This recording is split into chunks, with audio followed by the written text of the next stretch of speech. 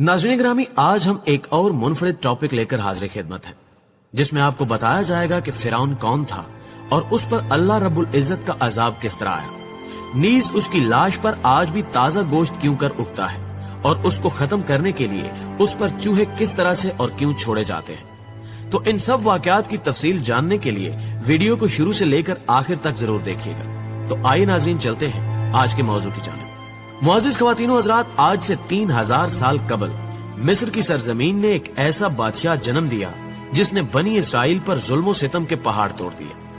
वो इन पर निहायत बेदर्दी से मेहनत और मुशक्कत के दुश्वार काम लाजिम करता, हत्ता के पत्थरों की चट्टानें काट कर ढोते ढोते बनी इसराइल वालों की कमरें और गर्दनें जख्मी हो गई। उसने गरीबों पर टैक्स मुकर्रर किए जो गरूब आफ्ताब से कबल बजबर वसूल किए जाते थे, और जो नादार किसी दिन टैक्स अदा न कर सकता उसके हाथ गर्दन के साथ मिलाकर बांध दिए जाते और महीना भर तक उसे मुसीबत में रखा जाता और तरह तरह की बेरहमाना सख्तियां की जाती। नाज़रीन ग्रामी, एक दिन फिरौन ने ख्वाब देखा कि बैतुल मकदस की तरफ से एक आग आई जिसने मिस्र को घेर कर तमाम कुब्तियों को जला डाला, लेकिन बनी इसराइल को कोई जरर न पहुंचा। फिरौन उठा और उसी लम्हे काहिनों को बुलाकर उसकी ताबीर पूछी। काहिनों ने उसके ख्वाब की ताबीर करते हुए उसे बताया कि बनी इसराइल में एक लड़का पैदा होगा जो तेरे हलाक और जवाले सल्तनत का बायस होगा। ये सुनकर फिरौन ने हुक्म दिया कि बनी इसराइल में जो भी लड़का पैदा हो उसे कत्ल कर दिया जाए।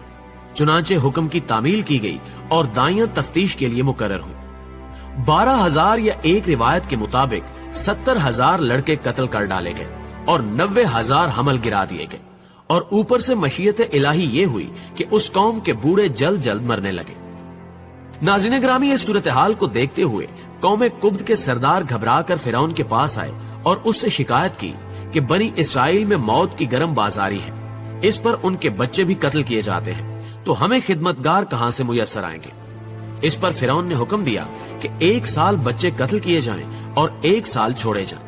लिहाजा जो साल छोड़ने का था उसमें हजरत हारून अलैहिस्सलाम पैदा हुए और कत्ल के साल हजरत मूसा अलैहिस्सलाम की विलादत हुई। लेकिन हजरत मूसा अलैहिस्सलाम की वालदा ने कत्ल के खौफ से उनको एक संदूक में रखकर संदूक को मजबूती से बंद करके दरियाए नील में डाल दिया। नाज़रीन ग्रामी, अब ये वही दरिया था जिससे एक नहर निकलकर फिरौन के महल के नीचे बहती थी। लिहाजा ये संदूक दरियाए नील से बहते हुए नहर में चला गया। इत्तेफाक से फिरौन और उसकी बीवी आसिया दोनों महल में बैठे हुए नहर का नजारा कर रहे थे। जब उन दोनों ने संदूक को देखा तो खादिम को हुक्म दिया कि इस संदूक को निकाल कर महल में लाए। जब संदूक खोला गया तो उसमें से एक निहायत खूबसूरत बच्चा निकला, जिसके चेहरे पर हुस्न जमाल के साथ साथ अनवार नबूवत की तजलियां चमक रही थी। फिरौन और आसिया दोनों उस बच्चे को देखकर दिलो जान से उस पर कुर्बान होने लगे, और आसिया ने फिरौन से कहा, जिसका तर्जमा कुरान में इस तरह है, ये बच्चा मेरी और तेरी आंखों की ठंडक है, इसे कत्ल ना करो, शायद ये हमें नफा दे या हम इसे बेटा बना लें। और वो बेखबर थे। नाज़रीन ग्रामी, चूंकि अभी हजरत मूसा अलैहिस्सलाम शीरखार बच्चे थे, इसलिए उनको दूध पिलाने वाली किसी औरत की तलाश हुई, मगर आप किसी औरत का दूध नहीं पीते थे। उधर हजरत मूसा अलैहिस्सलाम की वालदा बेहद परेशान थी कि खुदा जाने मेरा बच्चा कहां और किस हाल में होगा। परेशान होकर उन्होंने हजरत मूसा अलैहिस्सलाम की बहन मरियम को जुस्तजुए हाल के लिए फिरौन के महल में भेजा, और मरियम ने जब ये हाल देखा कि बच्चा किसी औरत का दूध नहीं पीता, तो उन्होंने फिरौन से कहा कि मैं एक औरत को लाती हूँ, शायद ये उसका दूध पीने लगे। चुनांचे मरियम हजरत मूसा अलैहिस्सलाम की वालदा को फिरौन के महल में लेकर गई, और उन्होंने जैसे ही जोशे मोहब्बत में सीने से चिमटा कर दूध पिलाया तो आप अलैहिस्सलाम दूध पीने लगे। इस तरह हजरत मूसा अलैहिस्सलाम की वालदा को उनका बिछड़ा हुआ लाल मिल गया। इस वाक़े का तज़किरा कुरान मजीद की सूरह कसस में भी मौजूद है। ख़वातीनो हज़रात, किस्सा मुख्तसर, वक्त इसी तरह गुजरता रहा, लेकिन फिरौन ने बनी इसराइल पर अपने जुल्म सितम के कोड़े जारी रखे, यहाँ तक कि हजरत मूसा अलैहिस्सलाम जवान हो गए और अल्लाह ने उन्हें नबूवत से सरफराज फरमाया। एक दिन हजरत मूसा अलैहिस्सलाम को अल्लाह ताला ने हुक्म दिया कि अब वक्त आ गया है कि तुम बनी इसराइल को मिस्र से निकालकर बाप दादा की जमीनों की तरफ ले जाओ। चुनांचे अल्लाह ताला के हुक्म के मुताबिक हजरत मूसा अलैहिस्सलाम और उनके भाई हजरत हारून अलैहिस्सलाम हजारों बनी इसराइल वालों को लेकर रातों रात मिस्र से निकले और बहरे ऐमर के शुमाली तरफ खलीज सुएज के शुमाल में पहुंच गए। فرعون کو جب یہ خبر ملی تو وہ اپنا بھاری لشکر لے کر ان کے پیچھے نکلا۔ اللہ تعالیٰ نے موسیٰ علیہ السلام کو حکم دیا، جس کا ترجمہ سورۃ الشعراء میں کچھ یوں ہے: ہم نے موسیٰ کے پاس وحی بھیجی کہ اپنی لاٹھی سمندر پر مارو۔ بس پھر سمندر پھٹ گیا اور ہر حصہ ایک بڑے پہاڑ کی طرح کھڑا ہو گیا۔ ناظرین گرامی، سمندر میں ایک خشک راستہ نکل آیا اور بنی اسرائیل اس پر چلتے ہوئے دوسری طرف بچ نکلے۔ فرعون کا لشکر بھی یہ دیکھ کر ان کے پیچھے پیچھے چلنے لگا، مگر جیسے ہی تمام لشکر دریا کے درمیان میں پہنچا، دریا کا پانی آپس میں مل گیا اور تمام لشکر غرق ہو گیا سوائے فرعون کی لاش کے۔ جب فرعون غرق ہونے لگا تو ملائکہ عذاب لیے سامنے نظر آنے لگے تو کہنے لگا کہ میں اسی ایک وحدہ لا شریک پر ایمان لاتا ہوں، مگر اللہ کی طرف سے جواب دیا گیا، اب ایمان لاتا ہے حالانکہ تو پہلے نافرمانی کرتا رہا اور مفسد بنا رہا، تو آج ہم تیرے بدن کو دریا سے نکال لیں گے تاکہ تو پچھلوں کے لیے عبرت ہو، اور بہت سے لوگ ہماری نشانیوں سے بے خبر ہیں۔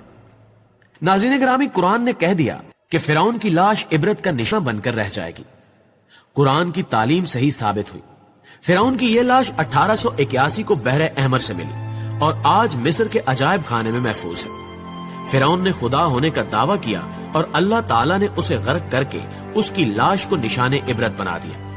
فرعون کی لاش کی لمبائی 20 سینٹی میٹر ہے، لیکن حیرت انگیز طور پر فرعون کی لاش جو 1235 قبل از مسیح میں سمندر میں ڈوب گئی تھی، آج 3116 سال سمندر میں پڑے رہنے کے باوجود بغیر گلے سڑے محفوظ ہے۔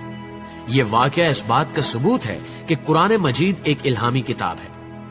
ناظرین گرامی، عجائب گھر میں باقی بادشاہوں کی حنوط کی ہوئی ممیاں موجود ہیں، مگر غور طلب بات یہ ہے کہ فرعون کی ممی نہیں ہے۔ فرعون واحد قدیمی شخص ہے جس کی لاش ممی نہیں ہے۔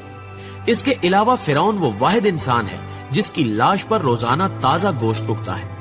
یہ گوشت تر و تازہ رہنے کے ساتھ ساتھ بڑھتا رہتا ہے، جبکہ ایک رپورٹ کے مطابق ہر سال 15 مارچ کو میوزیم میں رکھی فرعون کی لاش پر چوہے چھوڑے جاتے ہیں جو اس کا فالتو گوشت نوچ کر کھا جاتے ہیں۔ اس کے بعد دوبارہ لاش کی ڈریسنگ کی جاتی ہے اور اسے شیشے میں رکھ دیا جاتا ہے۔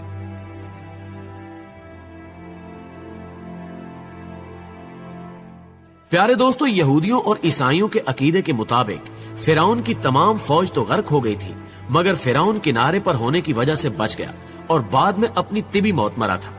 1898 میں مصر میں پرانے مقبرے دریافت ہوئے جن میں فرعون سمیت دیگر بادشاہوں کی حنوط شدہ لاشیں دریافت ہوئی۔ اس دریافت کے 63 سال بعد 1981 میں جب فرعون کی لاش خراب ہونے لگی تو مصری حکومت نے فرانس سے درخواست کی کہ وہ فرعون کی لاش خراب ہونے سے بچائے اور اس کی موت کی اصل وجہ دریافت کرا۔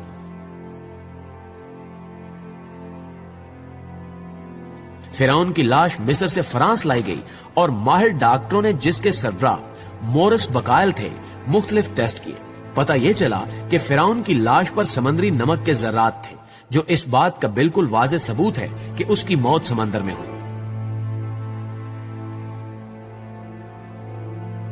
جب ڈاکٹر مورس بقائل کو بتایا گیا کہ مسلمانوں کی مقدس کتاب میں یہ لکھا ہوا ہے کہ فرعون کو غرق کر کے اس کی لاش کو عبرت کے لیے محفوظ کر دیا گیا تھا، تو یہ سن کر ڈاکٹر بہت حیران ہوئے اور حقیقت جاننے کے لیے مسلمان سائنسدانوں سے رجوع کیا۔ انہیں سورہ یونس کی آیت 90 تا 92 پڑھ کر سنائی گئی۔ ان آیات کو سن کر انہیں بہت حیرت ہوئی کہ قرآن کا نزول فرعون کی موت سے 2000 سال بعد ہوا اور کوئی فرعون کی لاش کے متعلق نہیں جانتا تھا، لیکن قرآن کی پیشگوئی سچ ثابت ہوئی۔ یہ بات سن کر چند غیر مسلم سائنسدانوں نے اسلام بھی قبول کیا اور مورس بقائل بھی انہی میں شامل تھے۔ بعد ازاں ان کی تحریر کردہ کتاب بائبل، قرآن اور سائنس نے دنیا میں دھوم مچا دی۔ پیارے دوستو، آپ کا اس بارے میں کیا خیال ہے؟ یہ سب جاننے کے بعد شاعر کا یہ شعر کہنا درست